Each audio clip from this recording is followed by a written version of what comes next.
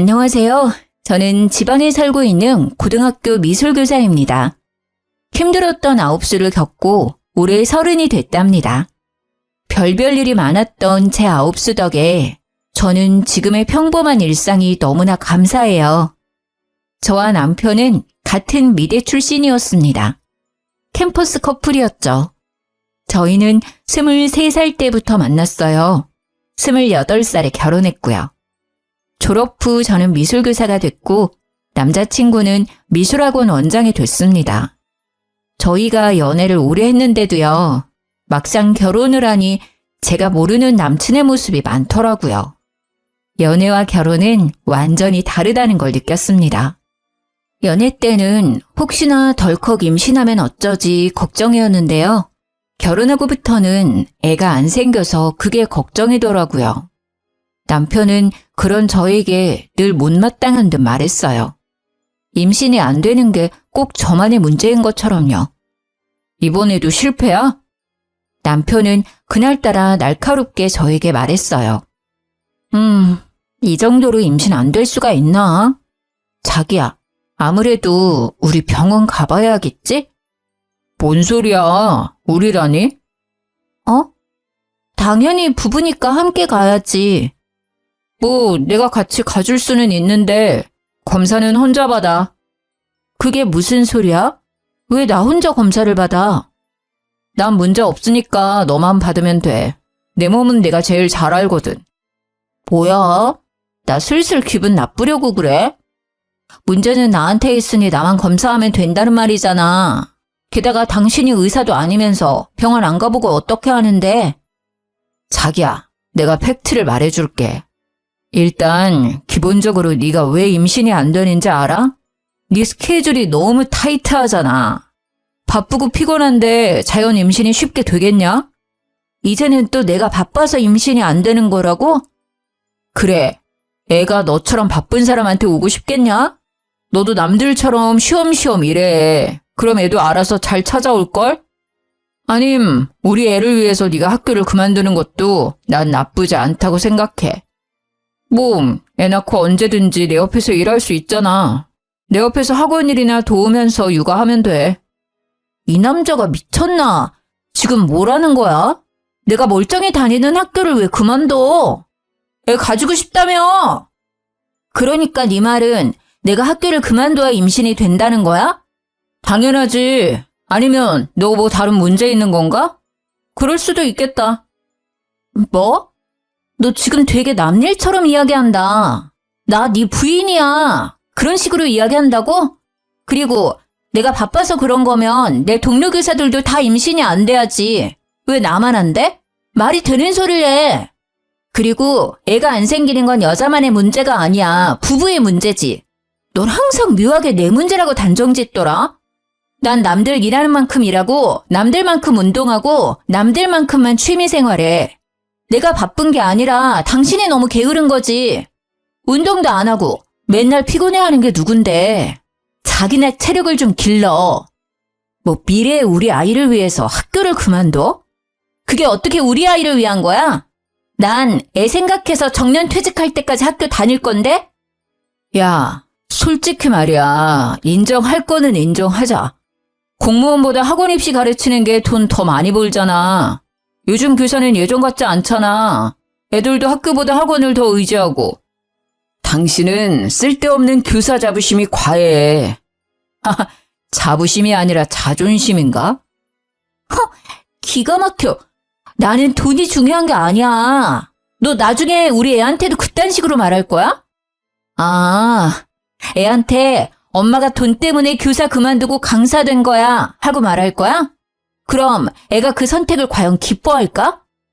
나는 내가 이뤄낸 지금 이 자리 엄청 자랑스러워. 가만 보면 왜 툭하면 내 직업 가지고 시비 걸지? 너도 한때 학교 선생 꿈꿨던 사람이잖아. 알 거 아니야. 자존심이 아니라 학교에서 애들 가르치는 일 되게 보람차다는 거. 그리고 난 지금 환경이 좋아. 게다가 이것저것 따지고 보면 휴가나 보너스, 연금, 당연히 교사지. 어떻게 학원 강사가 더 낫냐? 너 말하는 꼬라지 보니까 미래가 딱 보여. 나중에 애 태어나면 애기야, 엄마는 선생이고 아빠는 강사 나부랭이야. 이럴 거지? 아빠 무시하는 엄마를 얘가 참 좋아하겠다. 왜 그렇게 자꾸 비꼬는데? 너는 그냥 강사 아니고 원장이잖아. 그리고 강사가 뭐 어때서?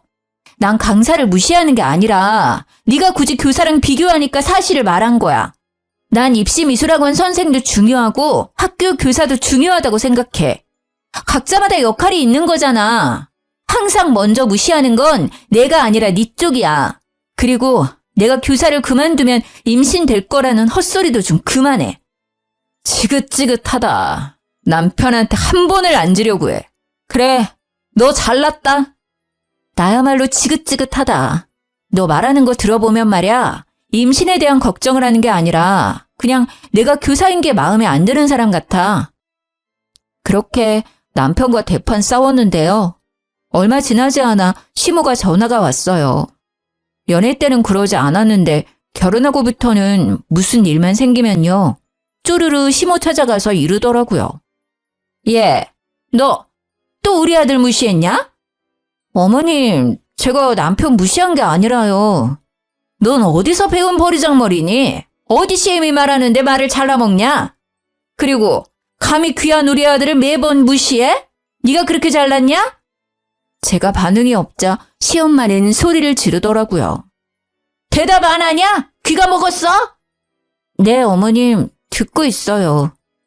내가 항상 말하잖냐. 애 앞에서 그놈의 교사 자랑질 좀 그만하라고. 너 내 아들 임용고시 힘들게 준비하다가 포기한 거 그새 잊었냐? 그 시절 옆에 있던 네가 제일 잘 알면서 어떻게 부인이라는 게 남편 마음을 그렇게 못 헤아려. 아이고, 심성이 그렇게 나쁘니 애가 쉽게 생길 리가 있나. 아유, 애도 못 낳는 게 무슨 선생이라고 유세를 떨기는. 솔직히 말해서요. 남편은 제가 임용고시 준비할 동안 항상 놀러 다녔거든요. 제가 봤을 때 죽을 만큼 열심히 하진 않았단 말이에요. 오히려 힘들게 공부해서 선생 된 건 저예요. 그래서 더더욱 저는요. 제게 쉽게 선생 그만두라 말하는 남편에게 화가 났죠. 제가 얼마나 울면서 공부했었는지 제일 잘하는 사람이니까요. 어머님, 정말 무슨 말씀을 그렇게 섭섭하게 하세요? 아들만 중요하고 며느리는 안 중요하세요? 제 말은 들어보시지도 않으시군. 아니, 그이가 항상 저 때문에 임신 안 된다고 세상에 학교를 그만두라잖아요. 저도 힘들게 공부해서 붙은 거 어머니도 아시잖아요. 그런데 제가 어떻게 그 사람한테 좋게 말해요. 게다가 어머니께서도 지금 제 문제라고 단정 지으시는데요. 아직 저희 병원도 못 가봤어요. 저희 아직 검사도 안 했다고요. 저 혼자만의 문제가 아닐 수도 있어요. 무엇이라? 그럼 내 아들한테 문제가 있다 이거냐? 어디 네 하자를 하늘 같은 서방한테 덮어 씌우려 해? 아주 남편을 이겨먹으려고 하는 것도 모자라서 네가 시어머니까지 능욕하고 있구나. 어머님은 어떻게 장담하세요? 아직 검사도 안 받았는데 왜 저만 매번 구박하시냐고요. 저 이번에는 진짜 그이랑 같이 검사 받을 거예요. 그러니까 걱정 이제 그만하셔도 돼요. 남편하고 알아서 해결해 볼게요. 참나, 고집하고는. 검사 받았는데 네 문제가 아니면 내가 너한테 무릎 꿇고 사과하마. 그건 즉 그럴 일은 절대 없다는 거지. 남편은 자기가 왜 그런 검사를 받아야 하냐고 싫다 했어요. 싫어. 보나마나 네 문제인데 왜 나한테 그래? 너 자꾸 같은 말 반복하게 할래? 우리 부부 아니니? 부부가 같이 검사 받는 게 맞는 거야. 그래야 누구 문제인지 알아내고 앞으로 어떻게 할지 의논하지. 그리고 밝혀내야 해. 그래야 어머님이 내게 사과할 거거든. 아유, 못 말려. 정확히 나한테 애도 못 낳는 게라고 하셨어. 그게 며느리한테 할 말이야? 난 꼭 사과 받을 거야. 웃기게도 남편은요. 그렇게 저랑 불같이 싸웠으면서요. 밤만 되면 정말 아무 일 없었다는 듯 저를 찾았습니다. 남편이 그러는데도 절대 애는 안 생기더라고요. 저는 남편이 매번 상처를 줘놓고 사과도 제대로 안 하니까요. 너무 서운하고 얄미워서 각방을 쓰자 했습니다. 뭐야, 붙지 마. 오늘부터 각방이야. 에이, 무슨 각방이야 또. 자기 그렇게 서운했어? 징그러워. 붙지 말라니까. 그러자 각방은 무슨 어떻게 해서든 제 옆에 꼭 붙더라고요. 싸울 때는 항상 저를 몰아붙여 놓고 밤만 되면 딴 사람이 되어 제 옆에 찰싹 붙는 남편이 너무 어이가 없었습니다. 저는 안 되겠다 싶어서 남동생을 집으로 불렀어요. 매영, 저 며칠만 신세 질게요. 그래 처남, 편하게 쉬다가. 남편은 남동생이 와서 당황한 눈치였어요. 남편은 떨떠름하게 알겠다 했죠. 역시 동생이 있으니 남편은 쉽게 제 옆에 오지를 못했죠. 거의 2주 동안 남동생이 버티고 안 가니까요. 남편은 미치려고 했어요. 자기야, 처남 좀 집에 가라고 해. 싫어. 난 내 동생 있으니까 심부름도 시킬 수 있고 너무 좋아. 심부름? 아니 내가 있는데 왜 동생이 필요해? 그냥 당신은 내 말 잘 안 들어주니까? 뭐 하면 되는데 나한테 다 시켜. 그럼 같이 병원 가서 검사 받자. 아이씨, 또 그 얘기야? 어머니가 나한테 애도 못 낳는다고 막말하셨잖아. 나 평생 가슴 속에 두고두고 간직하기를 바라는 거야? 아니 나보고 하자 있다는데 그 말이 쉽게 잊히겠어? 그 서름, 내 응어리 넌 몰라. 절대 쉽게 안 풀려. 내가 대신 미안하다. 미안하다고. 그러니까 처남 당장 보내. 그럼 당신도 미안해야지. 툭하면 어머님께 이르잖아. 그래, 미안하다고. 그니까 네 동생 빨리 가라 해. 검사는? 진짜 독하다, 독해. 받을게. 받으면 되잖아. 그렇게 남편은 제게 성의 없는 사과를 하고요. 저와 함께 병원에서 검사를 받았습니다. 물론 진심에서 우러나온 사과가 아니었지만요. 검사 결과요? 저는 나이에 비해 모든 게 건강했고요. 남편은 불임이었습니다. 제가 불임이라고요? 아니, 검사가 잘못된 거 아닌가요? 저는 너무나 건강한데요. 제가 아픈 건 아니었지만요. 막상 남편이 안 좋다니 마음 한구석이 되게 이상했어요. 그리고 우리는 아이를 쉽게 가질 수 없겠구나 싶었죠. 결과를 알게 된 제가 표정이 안 좋으니까요. 남편은 그동안 오해해서 미안했다고 싹싹 빌더라고요. 시모는 남편에게 듣고도 제게 사과를 안 하더군요. 그러다 시모는 제게 거의 애원하듯 부탁했습니다. 얘야, 다른 식구들한테는 말이다. 내 아들 불임인 거 절대 알리면 안 된다. 네 남편이 얼마나 미운이 안 살겠어. 내가 그동안 정말로 미안했다. 시모는 약속했던 무릎은 꿇지 않았어요. 영 시원찮은 사과였지만요. 그래도 사과는 받았기에 서운함이 수그러들더라고요. 제 남동생이랑 저는 나이 차이가 많이 나요. 제가 30대고 동생은 20대요. 동생은 대학생이지만 컴퓨터 프로그래밍 개발자로 일찍부터 돈을 벌었습니다. 그래서 저보다 모은 돈이 많았어요. 남편은 동생이 쓰는 전자기기 같은 걸 보고 항상 부러워했어요. 무선 헤드셋이나 노트북 같은 거요. 당연히 동생은 업무랑 관련된 거다 보니까 최고 사양인 것들만 썼죠. 그래서인지 남편은 툭 하면 말했어요.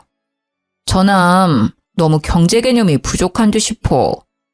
갑자기 무슨 소리야? 걔가 우리보다 경제에 빠삭한데? 자기가 몰라서 그래.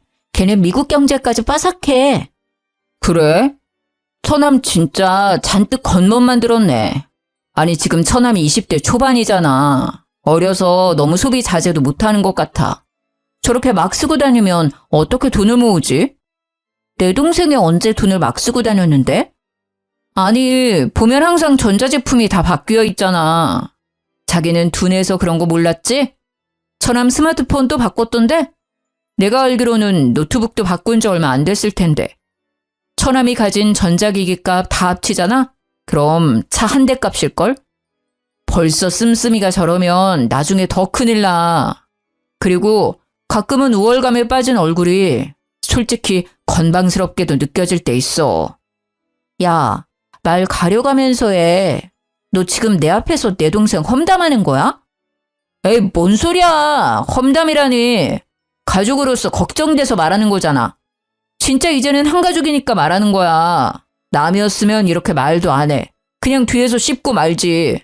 전자기기는 내 동생이 일할 때 필요하니까 바꾸는 거야. 아니, 내 동생이 명품을 밝혀? 아님 술 먹고 놀러를 다녀. 전자기기 말고는 돈도 안 쓰거든? 소비가 아니라 투자라고. 그리고 자기가 버는 능력껏 소비하고 있는 거니까 네가 괜히 사서 걱정하지 마. 방금 너 되게 꼰대 같았어. 야, 남편 보고 꼰대라니. 당신이 누나라면 지금부터라도 남동생 돈 관리 도와줘야지. 나중에 말이야 혹시라도 처남이 돈 없다고 누나한테 빌려달라고 하면 어쩔 건데? 사유에 따라 빌려줄 수도 있고 안 빌려줄 수도 있겠지. 그니까 그런 일이 벌어지지도 않았는데 왜 네가 사서 걱정이냐니까? 빌려도 너한테 안 빌려. 나한테 빌려달라 하겠지. 난 네 남편이니까 당연히 이런 걱정을 할 수밖에 없잖아. 돈 빌려주는 거 난 절대 반대야. 아무리 처남이라도 말이야. 가족끼리 돈 가지고 장난치는 꼴 못 봐? 자기 되게 웃긴다. 내 동생 지금 아무것도 안 했는데? 왜 자꾸 만약의 상황을 만들어서 애를 후려쳐? 참나, 내가 또 언제 그랬다고. 항상 자기는 동생 얘기에 과하게 예민하더라. 당연하지. 내가 아들처럼 키운 동생이니까. 그렇게 너무 감싸고 돌지 마. 버릇 안 좋아져. 네가 그렇게 내 동생 은근히 욕하니까 나 갑자기 궁금하다. 그러는 너는 돈 관리 잘하고 있어? 사실 난 내 동생보다 자기가 더 걱정이거든. 내가 너 저축하는 것부터 한번 봐줄게. 뭔 소리야. 난 알아서 하지. 나이가 몇 갠데? 저는 당황하는 남편의 얼굴을 보자 속으로 웃음이 났어요. 왜 당신은 나한테 항상 숨겨? 숨기다니 뭘? 난 알아서 잘하고 있어. 그러니까 잘하고 있는 거 나한테 자랑 좀 해봐. 당신은 나 돈 관리 어떻게 하는지 안 궁금해? 우리는 애초에 생활비 각출해서 쓰기로 했고 나머지는 결혼 전에 터치 안 하기로 했었잖아. 부부끼리도 지켜야 할 선 있잖아. 터치 안 하기로 했으면서 갑자기 말 바꾸는 거야? 그러니까 부부끼리 지켜야 할 선 있는 것처럼 말이야. 남매도 그런 거야. 처남과 매형 사이는 더더욱 그런 거고. 앞으로 내 동생한테 신경 꺼. 나도 간섭 안 하는데 왜 당신이 내 동생을 터치를 하려 해? 남편은 그제서야 알았다고 입을 삐죽거렸죠. 물론 그 뒤로도요. 남편은 제 동생을 걱정하는 척하며 은근 험담을 했습니다. 그러다 남동생한테 문자가 왔어요. 누나, 좀 만날 수 있어? 그 문자는 평소랑 사뭇 다른 분위기였어요. 사람의 감이라는 건 참 웃겨요. 저는 무슨 일이 일어났다는 걸 단번에 알아챘죠. 뭔 일이야? 빨리 말해. 너 때문에 학교에서 아주 궁금해 죽는 줄. 누나, 잠시만 마음의 준비를 좀 해봐. 무슨 말을 하려고 그렇게 뜸들여? 마음의 준비씩이나 해야 해? 근데 마음의 준비는 네가 해야 하는 거야? 아님 내가 해야 하는 거야? 누나가. 아니, 우리 둘 다 해야겠다. 남동생은요. 시간이 한참 흘렀는데도 입을 못 대더라고요. 누나, 요새 어때? 건강하지? 나? 건강하지. 그래? 그러면 매형은? 매형? 매형도 잘 먹고 잘 자고 건강해. 그럼 매형 요즘 학원 일은 어때? 저는 점점 더 불안해졌습니다. 아무리 마음의 준비를 했다고 해도 동생 입에서 매형이라는 단어가 나올 때마다 이상하게 심장이 내려앉는 듯 했어요. 갑자기? 매형 학원은 왜? 학원에 무슨 문제 있어? 문제? 없는데? 너 근데 왜 자꾸 매형 이야기야? 걔가 너한테 뭐라 하디? 설마 너 경제관념 없다고 막 기분 나쁘게 했어? 뭐야? 매형이 평소에 날 그렇게 말해? 경제관념 없다고? 매형 참 웃기네. 아니야. 매형은 친형처럼 그냥 걱정하는 거지. 모르겠다. 사실은 질투도 좀 섞여 있는 것 같아. 너 나이에 비해 돈 많이 벌잖아. 처남이 자기보다 능력 좋으니 신경 쓰이겠지. 매형은 됐고, 누나 진짜 건강한 거 맞지? 혹시 나한테 말 못할 고민 같은 거 없지? 없어. 건강하다니까. 야, 나 슬슬 불안하거든? 빨리 얘기해주면 안 돼? 저는 보통 일은 아닐 거라 예상했어요. 동생의 얼굴에는 수심이 가득했죠. 실은 누나, 매형이 나한테 돈 빌렸어. 한 번 아니고 여러 번. 근데 빌리기만 하고 갚을 생각을 전혀 안 하시네. 돈은 천천히 받아도 돼.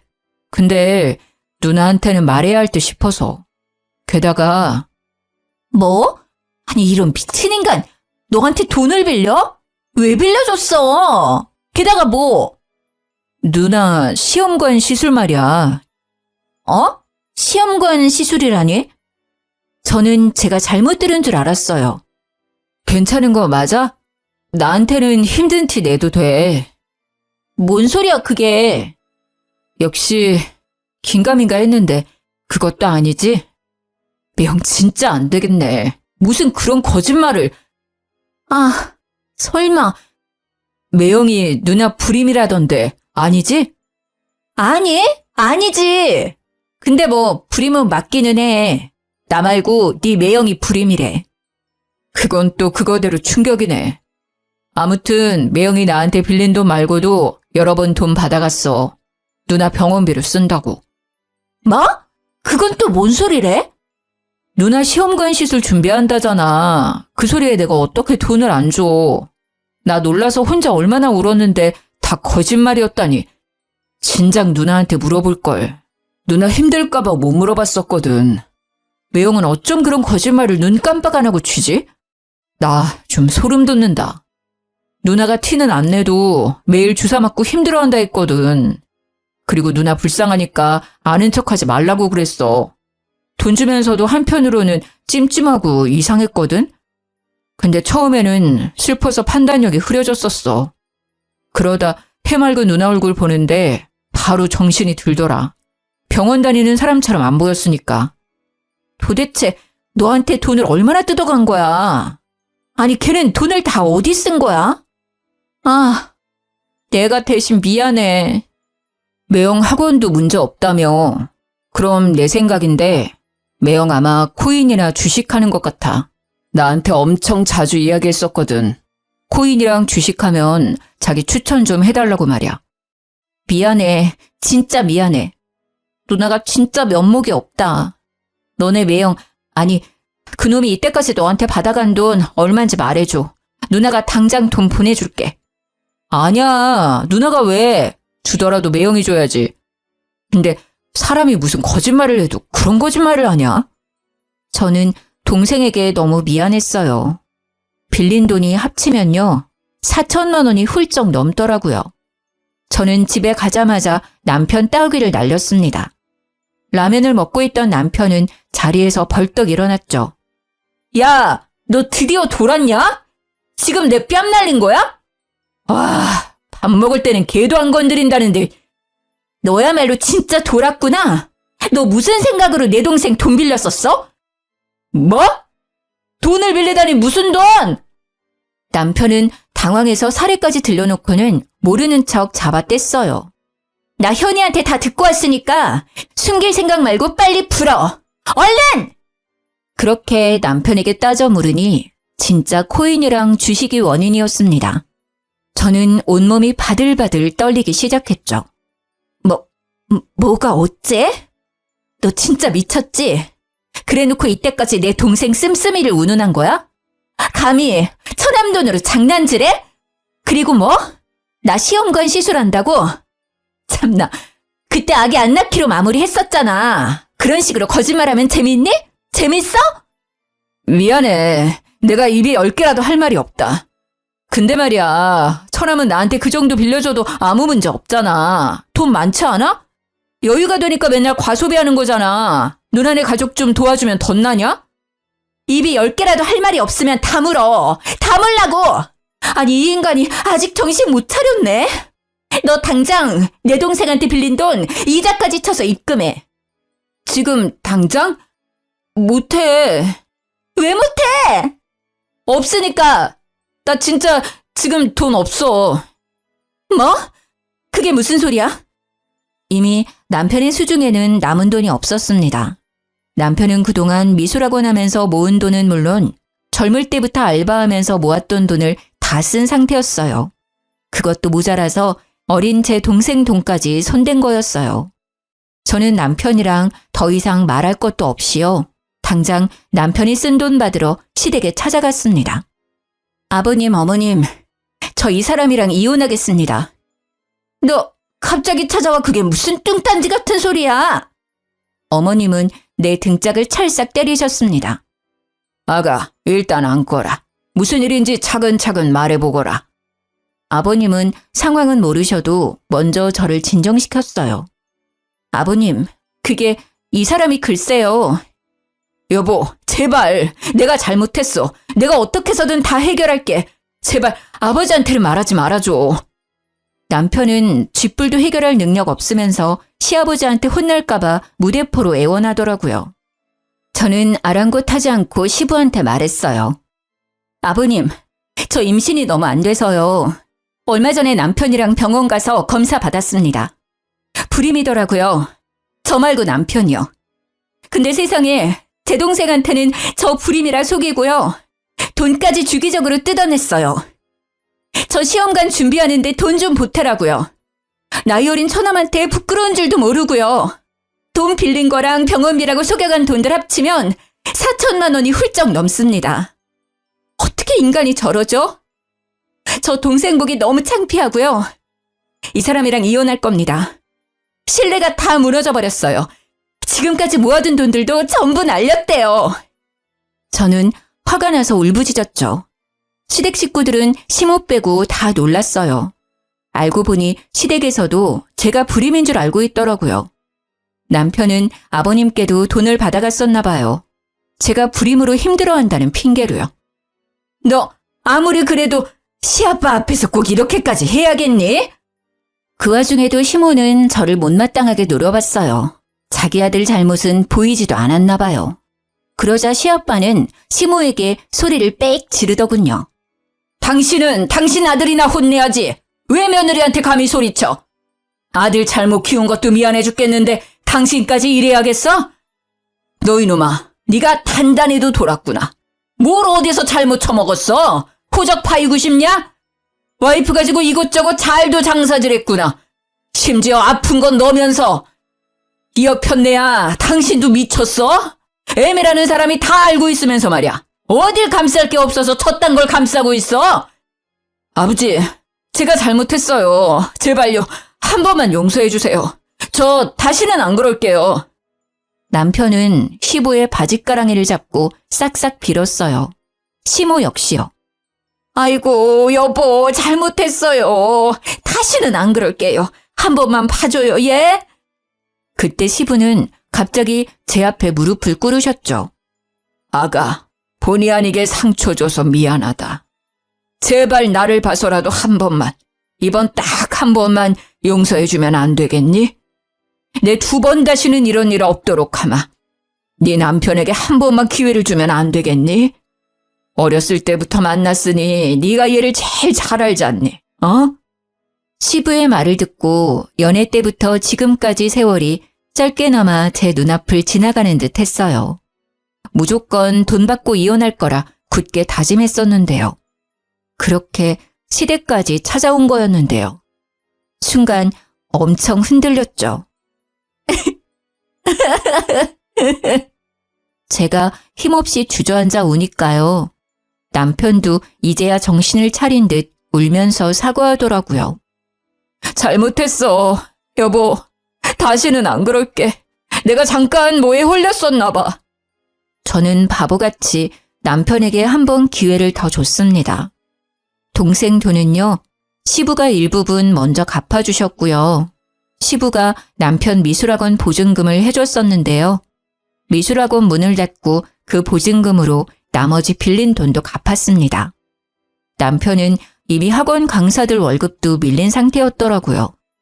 그래서 시부는 고민도 없이 학원 접으라 하셨죠. 그렇게 모든 걸 원상복귀하고 남편이 이제는 철이 들지 않을까 기대했어요. 20대부터 자기가 일군 일터를 잃은 남편은요, 의외로 씩씩하게 잘 버텼어요. 시부는 남편에게 본인 식당에서 일 배우면서 돈의 소중함을 알라 하셨죠.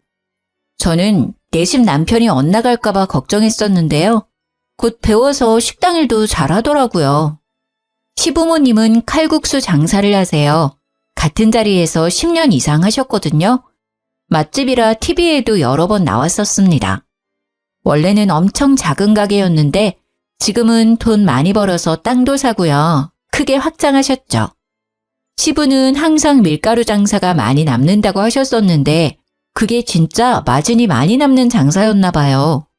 시부는 남편이 정신 차리면 가게와 땅을 물려주신다 하시더라고요. 남편은 잠자코 일 열심히 했는데 시모는 계속 불만이셨죠. 아니 여보, 아무리 그래도요. 미대까지 나온 애를 칼국수집에 둬야겠어요? 미대 나온 게 대수야? 새아가처럼 임용이라도 붙어서 선생이라도 됐으면 몰라. 사고나 치고. 에휴, 또 그 소리야. 아, 됐어요. 내가 말을 말지. 시모는 그런 남편이 안쓰럽고 또 한편으로는 모든 일을 밝힌 제가 짜증났나 봐요. 남편이 학원 정리한 뒤로 언제나 저를 아니꼽게 쳐다봤죠. 그런데 저를 향한 시모의 그 미움은 저도 모르게 다른 곳으로 번지고 있었습니다. 진아, 엄마야. 엄마야? 핸드폰은 어쩌시고 무슨 번호야? 엄마, 울어요? 어디야? 병원에 있어. 병원이라니 어디 다치셨어요? 어느 병원이야? 빨리 말해요. 내가 당장 갈게. 엄마가 알려준 병원을 갔더니요. 엄마는 손등과 팔 부근에 화상을 입으신 상태였어요. 속상한 마음에 저는 그러면 안 되지만 엄마께 신경질을 내버렸죠. 조심 좀 하지 그랬어. 아니 뭐 하다가 이렇게 다친 거야. 엄마는 조용히 흐느끼셨어요. 처음에는 화상 때문에 놀라서 우시는 줄 알았는데요. 저는 엄마가 하는 말에 그만 얼어붙고 말았어요. 우리 딸, 못난 엄마 때문에 이혼하면 어째? 엄마가 미안해서 어째? 아, 지금 이 상황이 설마 나 때문에 벌어진 걸까 싶었죠. 아니나 다를까 제가 문제였어요. 아니, 정확히 말하자면 시댁이요. 저는 우시는 친정엄마를 겨우 진정시키고요. 마침내 진실을 알게 됐습니다. 그러니까 엄마, 우리 시부모 가게에서 일하다가 이렇게 다친 거라고? 엄마가 그 가게에서 왜 이래? 몇 달 전에 네 시엄마가 전화가 왔어. 너 불임이라고. 애도 못 낳는데 이혼시키고 싶다더라. 내가 죄송하다고 빌었지. 그랬더니 시험관 시술 준비하려면 돈이 많이 든다잖아. 근데 엄마가 돈이 있냐 뭐가 있어. 몸으로라도 그 빚 갚으려고 했지. 어떻게 하면 되냐고 여쭈니 가게 출근하라더라. 근데 엄마 생각보다 너무 힘들더라. 새벽부터 밤새 종일 일하고 칼국수 한 그릇만 먹으니 배도 엄청 고프고 서러웠어. 시아빠는 일주일에 3번 쉬거든요. 알고 보니 시모는요. 시부가 일 쉬는 날에 엄마를 불러서 일을 시킨 거예요. 무급으로 종일 일을 시켰다네요. 식사는 저녁에 칼국수 한 그릇 주고요. 엄마 말을 들어보니 남편이 가게로 온 뒤부터 엄마도 일을 시작했대요. 시모도 방관한 남편도 너무 화가 났습니다. 사돈, 설거지 좀 똑바로 해요. 네, 사돈 죄송해요. 사돈, 김치 맛이 왜 이래? 누구 장사 망칠 일 있어요? 아이고, 네, 죄송합니다, 사돈. 시모는 엄마를 어려워하지도 않고요. 설거지에 서빙, 청소까지 야무지게 시켰다네요. 출근하면 김치까지 혼자 담그게 했답니다. 게다가 나중에는 호칭도 사돈이라고도 안 불렀대요. 그런 모욕감과 수치심을 견디면서까지 왜 친정엄마께서 바보같이 당했냐고요? 시모가 제가 불임이라 친정엄마를 속였으니까요. 게다가 남편도 그 거짓말을 거들었다네요. 장모님, 처남이 돈 사고를 쳐서요. 제가 수습했어요. 저 미술학원 접은 거요. 사실 처남 도와주다가 그렇게 됐습니다. 아이고 미안해서 어쩌나. 미안해. 내가 정말 미안해. 엄마는 또 아무것도 모르신 채로 남편에게 사죄했다네요. 그렇게 저와 이혼 안 하는 조건으로요. 엄마는 시댁 식당 일을 열심히 도왔던 겁니다. 사돈, 아니 시연엄마, 얼른 손님께 무릎 꿇어요. 하마터면 크게 다칠 뻔했잖아요. 이 뜨거운 걸 조심하지 않고. 정말 죄송합니다. 죽을 죄를 지었네요. 죄송합니다. 제가 눈이 잘 안 보이는 데다가 갑자기 빈혈기가 돌아서요. 조용히 하고 얼른 사과나 하세요. 아니요, 사장님, 저는 괜찮으니 그쯤 해주세요. 어머님, 괜찮으세요? 어머, 손 많이 다치신 것 같아요. 어떡해요? 병원에 빨리 가보세요. 시모가 난리치자 오히려 손님이 엄마 걱정을 더 해주셨대요. 아니 진짜 딸내미는 도서 뭐예요? 아니 선생이면 뭐해? 애꾸는 엄마 눈도 안 고쳐주고 남의 장사 다 말아먹을 일 있나? 저희 친정 엄마께서는요. 후천적인 이유로 한쪽 시력을 잃으신 상태거든요. 그래서 가끔 중심 잃을 때가 있으세요. 때문에 식당이라는 건 매우 위험합니다. 남편도 당연히 그 사실을 알고 있었고요. 안 그래도 엄마는 눈이 불편한데 하루 종일 굶기고 일을 시키니 빈혈까지 생겨서 사고가 난 거예요. 서빙하다가 그만 중심을 잃어버린 거죠. 그러면서도 엄마는 손님한테 피해갈까 봐요. 그대로 자기 품에 칼국수를 부은 거예요. 엄마 손은 뜨겁게 타들어가는데 시모라는 사람은 손님 앞에서 무릎 꿇게 하고요. 애꾸눈이라고 모욕감을 준 거였죠. 게다가 전화랑 가방도 못 챙긴 엄마한테 한 말이 가관이었어요. 내일 일하려면 버스 타고 얼른 병원 가요. 시모는 조금도 친정엄마를 걱정해주지 않았어요. 택시는커녕 버스 타고 가라고 얼굴에 1,000원짜리 한 장을 던져줬다고 합니다. 요새 1,000원으로는 버스도 못 타잖아요. 엄마는 다시 가게에 들어갈 수도 없어서요. 근처 병원을 찾다가요. 물어서 병원을 찾아갔대요. 그렇게 화상 입은 상태로 1시간 정도 헤맸다더라고요. 그 와중에도 저랑 제 동생 생각에 세상이 무너진 마음이셨대요. 저는 물상식한 시모와 모든 걸 방관한 남편에게 참을 수 없는 분노를 느꼈습니다. 저는 엄청 큰 보온병에요. 물을 가득 담아서 시부모 가게에 찾아갔습니다. 보온병을 들고서는 소리를 고래고래 질렀죠. 당신들 오늘 다 죽는 거야! 그러자 주방에서 시모와 남편이 뛰어나왔어요. 시부는 카운터에 서서 왜 그러냐고 저를 말리셨죠. 저는 아랑곳하지 않고 보온병 뚜껑을 열어서 시모와 남편에게 뿌리려고 다가갔어요. 그러자 시모랑 남편은 놀라서는 잘못했다고 무릎 꿇고 빌었습니다. 아, 잘못한 건 알아? 감히 우리 엄마한테 그따위 취급을 해? 어떻게 인간이 그래? 얘야, 무슨 일이냐? 부디 진정하고 말해보렴. 무슨 일이냐고요? 아버님, 기가 막혀서 도저히 제 입으로는 말 못하겠네요. 그때 이혼했었어야 해요. 이 미친 인간들이 제 친정엄마께 어떻게 한 줄 아세요? 야, 네가 직접 말해. 니들이 직접 말하라고. 내가 왜 왔는지 잘 알 거 아냐? 시모와 남편은 쭈뼛거리며 이때까지 있었던 일을 말했죠. 시부도 충격을 받았는지 잠시 휘청이셨습니다. 어머니, 아니 아줌마, 우리 엄마한테 애꾸눈이라 한 건 왜 빼요? 화상 입었는데 병원 가라고 얼굴에 1,000원 던졌다며? 온종일 일 시켜놓고는 일당으로 칼국수 한 그릇 줬다며? 내가 우스워? 우리 집이 그렇게 우스워? 니들이 뭐가 그렇게 잘났길래 우리 엄마 가슴에 상처를 줘? 저는 보온병을 열어서 남편이랑 시모에게 그대로 콸콸 부었습니다. 남편과 시모는 각기 다른 짧은 비명을 질렀죠. 당연히 보온병이 챙겨갔지만 끓는 물은 아니었어요.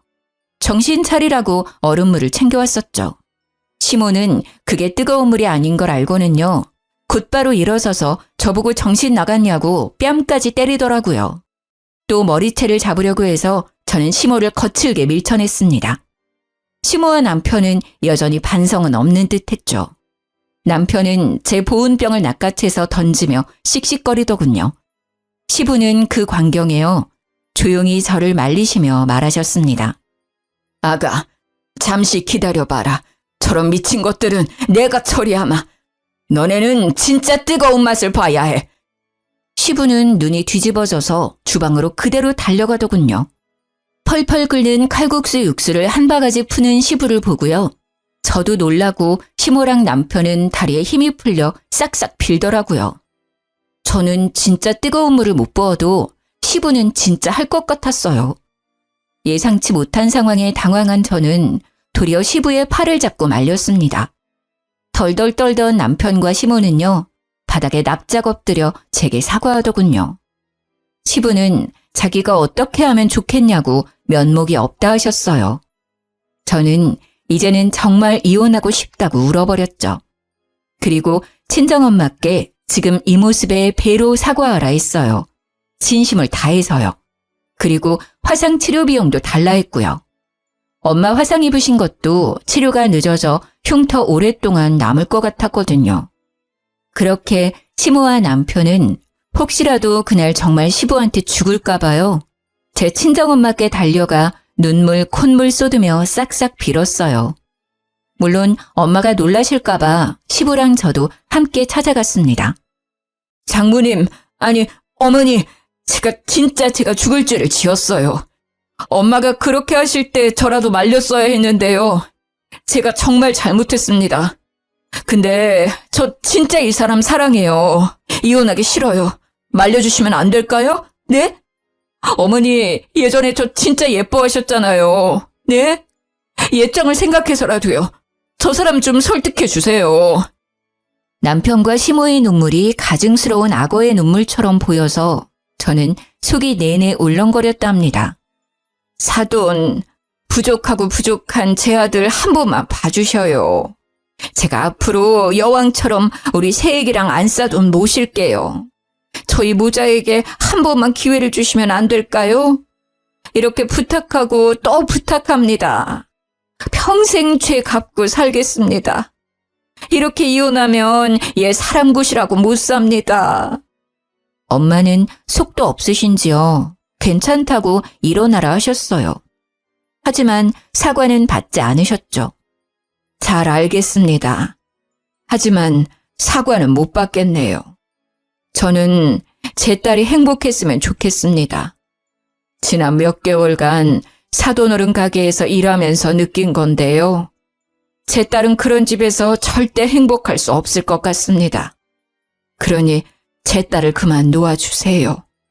자네도 내 딸 이제 보내주게. 원래 각자가 살던 삶으로 돌아갔음 하네. 그리고 잠자코 지켜보던 시부는요. 엄마 손등을 이제야 발견하셨는지 너무 죄송하다고 울먹이며 사죄하셨죠. 시부의 사과만이 진심으로 느껴졌어요. 아무것도 가진 게 없는 남편 대신 시부가 치료비도 대신 보내주셨어요. 엄마와 제 동생, 그리고 제가 그동안 피해 입은 것도 미안하다고 다시 한번 남편과 시모 대신 사죄하셨고요. 그래서 시부에게 위자료로 5천만 원은 받았습니다. 시부는 그 뒤로도 남편과 시모가 소름 끼친다며 가게에서 쫓아냈어요. 대신 다른 친척분들과 같이 칼국수집 운영하고 계세요. 시부는 저보고 전 남편과 전 시모는 이제 가게에 없다며 언제든 편하게 먹으러 오라더라고요. 저희 가족에게 그 집 칼국수 평생 무료 이용권도 주셨어요. 물론 저희 가족은 그쪽 근처 갈릴 생각도 없지만요. 들어보니 시부도 시모랑 이혼 준비 중이었습니다. 시모는 그 이후로 제가 본인 가정 풍비박산 냈다고요. 우리 학교까지 찾아와서 난동 부렸어요. 야, 이거사. 너 따위가 우리 집에 굴러들어와서 다 망했어. 네 인생은 뭐 계속 탄탄대로 굴러가게 내가 냅둘 것 같아? 천만에 내가 너 지옥 끝까지 따라간다. 지옥은 혼자서 가세요. 아니면 아드님 손잡고 사이좋게 가시던가요. 아니, 근데 아직까지 이게 정신을 못 차렸네. 전 시모는 순식간에 제 머리채를 잡고 이리저리 흔들었죠.